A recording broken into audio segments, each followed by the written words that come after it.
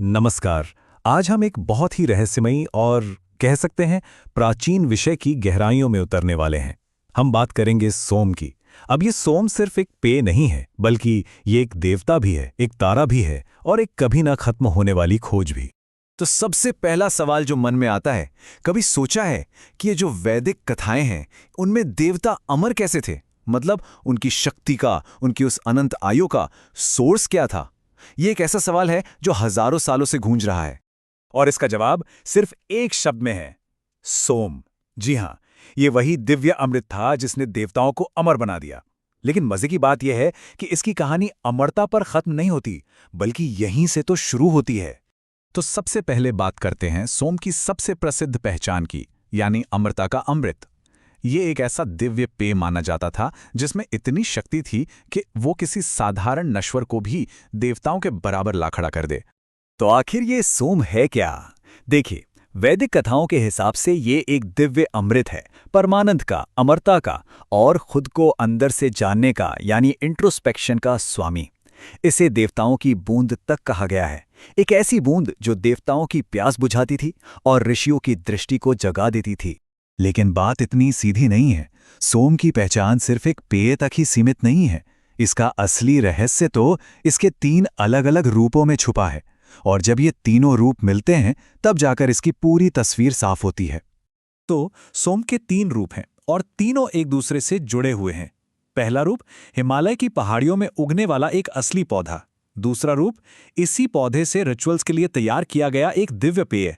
और तीसरा, सोम को खुद चंद्रदेव का ही रूप माना गया। सोचिए, एक पौधा, एक पेय और एक देवता, तीनों एक ही हैं। इसकी पैदाइश की कहानी भी बड़ी काव्यात्मक है। कहा जाता है कि सोम का जन्म हुआ था ऋषि अत्रि के परमानंद के आंसुओं से। वो आंसू जो उन्हें एक दिव्य दृष्टि के दौरान आए थे।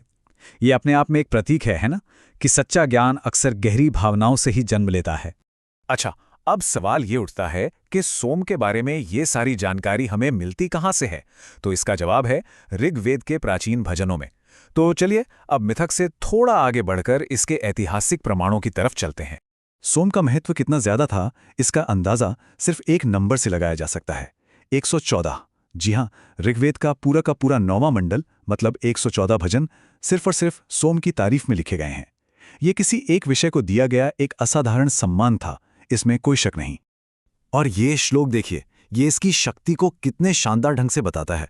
ऋग्वेद के सबसे शक्तिशाली श्लोकों में से एक, जो बिल्कुल साफ साफ कहता है कि हमने सोम पिया है और हम अमर हो गए हैं। हमने वो प्रकाश पा लिया है जिसे देवताओं ने खोजा था। मतलब ये एक पूरी तरह से ट्रांसफॉर्मेटिव एक्सपीरियंस था।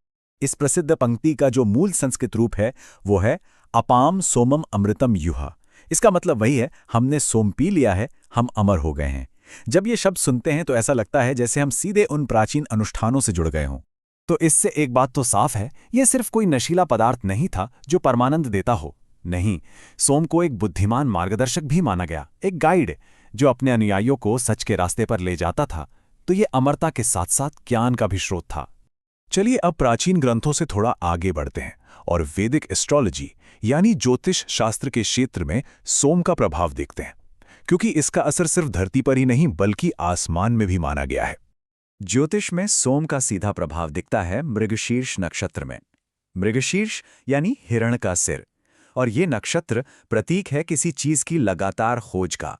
एक ऐसी खोज जो सत्य की हो सकती है, सौंदर्य की हो सकती है, या फिर आध्यात्मिक तृप्ति की।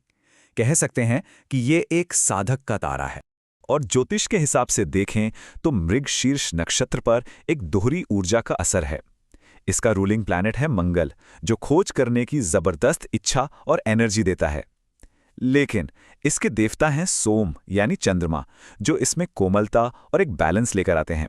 और इसीलिए इसे ऊर्जा और शांति का एक बहुत ही अनोखा मिश्रण माना जाता है। तो फिर सवाल आता है कि जिन लोगों पर इस नक्षत्र का प्रभाव होता है वो कैसे होते हैं? वो अक्सर बहुत जिज्ञासु, मतलब क्यूरियस खोजकर्ता होते हैं, जिनमें एक आर्टिस्टिक फ्लेयर होता है। वो फ्लेक्सिबल तो होते हैं, पर कभी-कभी चंचल भी हो सकते हैं। उनकी वाणी में एक मिठास होती है और रिसर्च जैसे क्षेत्रों में वो कमाल कर सकते हैं। तो आखिर में ये सब कुछ मिलकर हमें कहाँ ले जाता है? एक पौधा, एक अमृत, एक देवता और एक तारा। ये सब असल में एक ही शक्तिशाली विचार की ओर इशारा कर रहे हैं। यहां हमें सोम की पूरी अवधारणा को एक नए नजरिए से देखने की जरूरत है। ये सिर्फ देवताओं के लिए कोई बाहरी फिजिकल ड्रिंक नहीं है, बल्कि ये उस आध्यात्मिक तृप्ति के आंतरिक स्रोत का प्रतीक है जो हम सबके अंदर मौजूद है। असली अमृत बाहर नहीं बल्कि भीतर है। तो आखिर में सोम क्या है? ये सिर्फ एक पौधा या पेय नहीं, बल्कि एक विचार है। ये भौतिक दुनिया से आध्यात्मिक प्रकाश की ओर जाने की जो यात्रा है, उसका प्रतीक है। ये ज्ञान और आत्मसंतुष्टि के लिए इंसान की उस कभी न खत्म होने वाली खोज का ही दूसरा नाम है। और ये पूरी बात हमें एक आखिरी सवाल पर लाकर छोड़ देती है। अगर सोम सच की एक लगातार चलने वाली खोज का प्रतीक है, तो हम सबकी भी तो अपनी एक शाश्वत खोज होती है। तो वो क्या है? ये सोचने वाली बात है।